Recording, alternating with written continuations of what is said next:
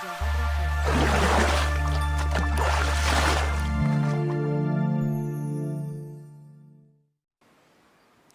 ikhwani fiddin, azakumullah, ini masalah tauhid, masalah asas yang kita harus betul-betul memperhatikan tentang tauhid ini. Harus dakwakan. Kalau disembunyikan, kita nggak jelaskan, kapan mau dijelaskan?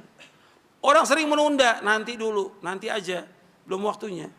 Tauhid yang dijelaskan oleh para anbiya wa rasul itu pertama kali mereka dakwah. Karena tauhid sesuai dengan apa? Sesuai dengan apa? Fitrah manusia. Allah yang menciptakan manusia, Allah juga yang memerintahkan para nabi, para rasul mendakwakan apa?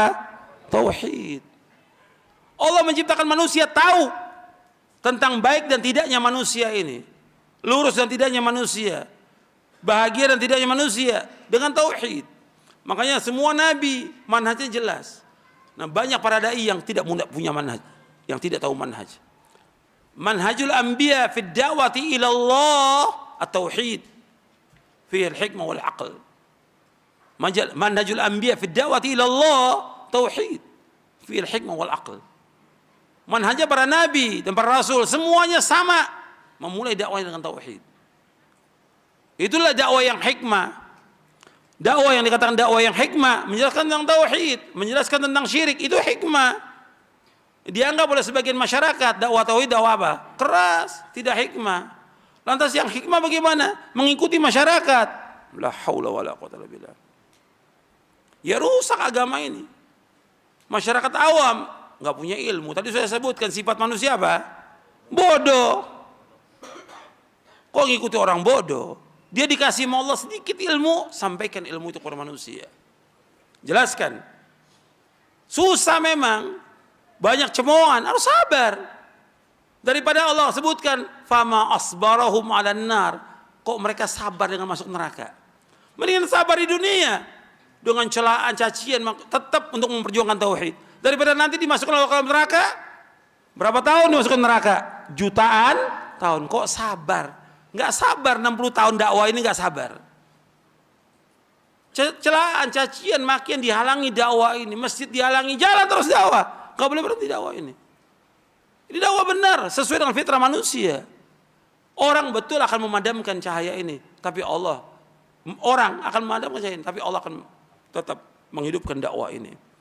Nggak boleh berhenti, nggak boleh takut pada manusia. Allah sebutkan wala yakhafuna laumatal laim. Mereka nggak takut celaan orang mencela. Orang celah nggak ada masalah mencela. Celaan manusia nggak akan merendahkan diri kita di sisi Allah Taala. Dan pujian manusia nggak akan mengangkat derajat kita di sisi Allah Taala. Itu harus ingat itu.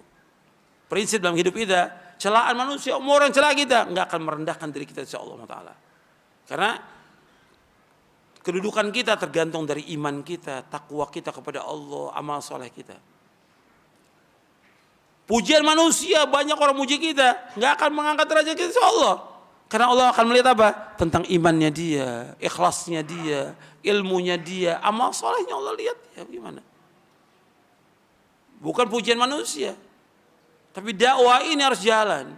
Makanya antum lihat, para nabi dan para rasul dipuji atau dicela oleh umatnya? Dicela. Kita nggak mengharapkan celaan manusia. Tapi kita tetap wajib mendakwakan dakwah ini. Kita ingin cari redhonya siapa? Allah, bukan redhonya manusia. Nabi Muhammad SAW ketika Nabi belum mendakwakan dakwah tauhid, dipuji nggak Nabi? Dipuji, disanjung. Tapi ketika Nabi mendakwakan dakwah tauhid, dicela Nabi, dihina, diejek, dilecehkan, dilempari dengan batu, sahabatnya disiksa, sampai ada di antara mereka yang dibunuh. Kenapa? Tauhid. Bukan mempertahankan segala macam, bukan. Bukan mempertahankan partai, bukan. Bukan mempertahankan ormas, bukan. Bukan mempertahankan suku, bukan. Tapi mempertahankan dakwah yang hak ini. Untuk membela agama ini. Sampai mereka apa? Disiksa oleh orang-orang kafir. Nggak ada yang lain. Mereka bukan mencari dunia, yang mereka cari akhirat. Maka antum lihat, orang yang didakwakan Nabi pertama kali tentang tauhid, kuat imannya. Antum lihat pertama kali, ada orang yang dia masuk Islam, Apa gimana? Enggak seperti sekarang orang puluhan tahun Islam tapi takut dalam mendakwakan dakwah tauhid. Ini ada orang yang baru masuk Islam, sudah ikut jihad. Sampai kata, ya Rasulullah, saya ini masuk Islam dulu atau jihad? Masuk Islam dulu. Kemudian masuk Islam jihad ya, bersama Nabi SAW. Jihad, kemudian ditaklukkan satu benteng dari orang-orang Yahudi, kemudian dibagi dia. Dibagi apa? Ghanimah. Ketika dia terima ghanimah, bukan ini yang saya harapkan. Ini orang pertama kali baru masuk Islam. Bukan ini yang saya harapkan. Yang saya harapkan, saya dipanah di sini, kemudian saya syahid, saya masuk surga. Tahu tujuan hidupnya itu, baru masuk Islam. Orang Islam yang sekian lama nggak tahu tujuan hidupnya kemana. Orang Islam harus tahu bahwa tujuan hidupnya jannah, surga yang dia tuju. Makanya dia terus maju lagi, karena kata Nabi, mudah-mudahan benar apa yang dia ucapkan. Maju lagi ke medan perang, betul, terpanah di sini, syahid. Aku akan jadi saksi di hari kiamat, kata Nabi SAW.